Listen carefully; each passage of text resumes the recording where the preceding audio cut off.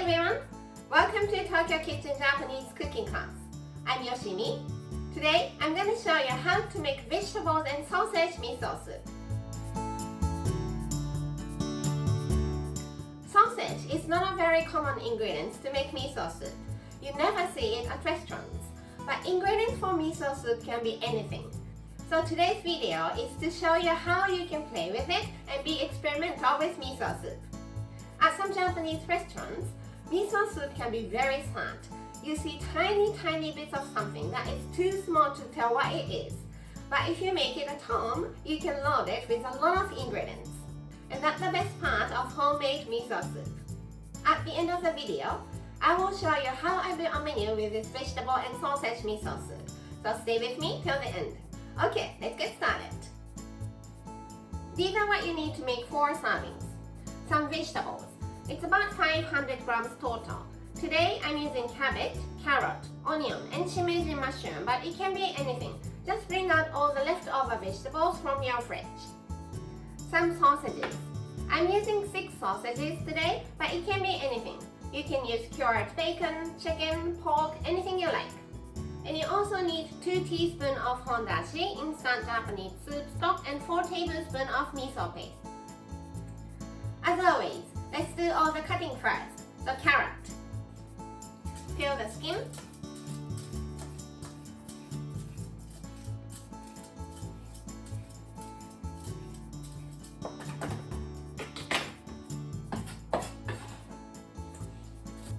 And you can cut it as you like. But today I'm cutting it into strips. So let's make slices first.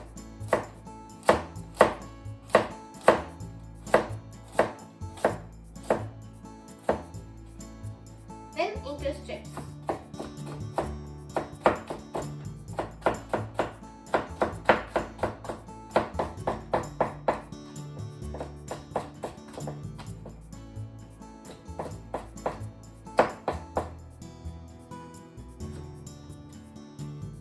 Let's put it in the pot.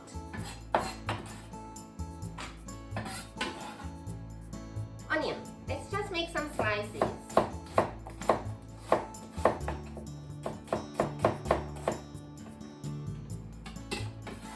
Into the pot.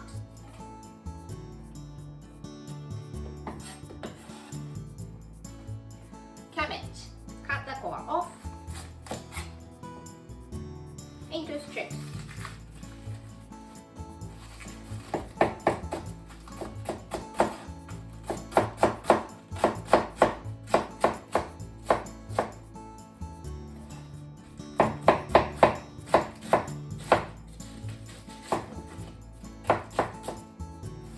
Into the pot.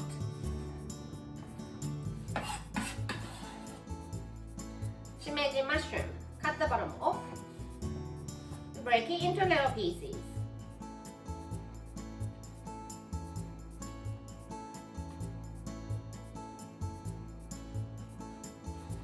Into the pot. And sausages. Let's just make it into diagonal slices.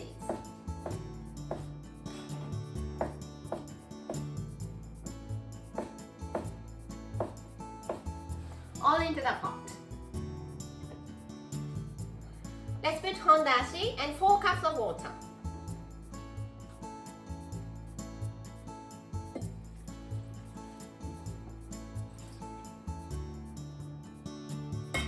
Put the lid on and just let it cook until everything is well cooked, nice and soft.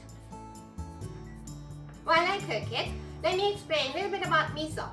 To make miso soup, you can use any type of miso paste. White miso, red miso, any miso you like or you have. When you go to Japanese grocery stores or Asian grocery stores, you can find a lot of different types of miso and you have no idea which one to choose. How to choose miso is very similar to how to choose wine. You just need to try everything until you find your favorite one, and once you find your favorite one, you stick to it. So just enjoy your journey finding your favorite miso paste.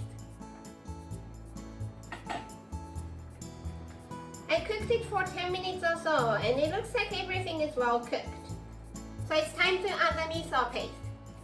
I'm using this miso strainer to put the miso. If you don't have this kind of miso strainer with the handle standing up, You can just use tea strainer or small spider, anything you have. So let's put miso in the strainer. Dunk the strainer and push the miso out. By using this kind of strainer, you don't have to worry about having chunk of miso in your soup bowl.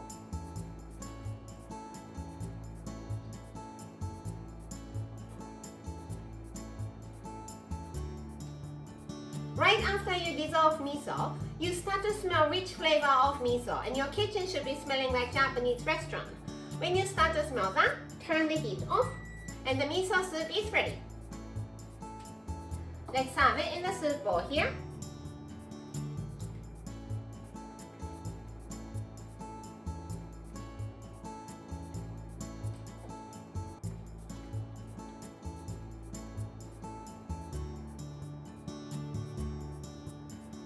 And vegetable and sausage miso soup is ready to go. It looks so different from the miso soup at restaurants. Time for the tasting. Let's have some soup first. You can sip it straight from the bowl.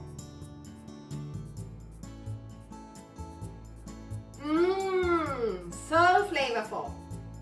Let's have some ingredients too.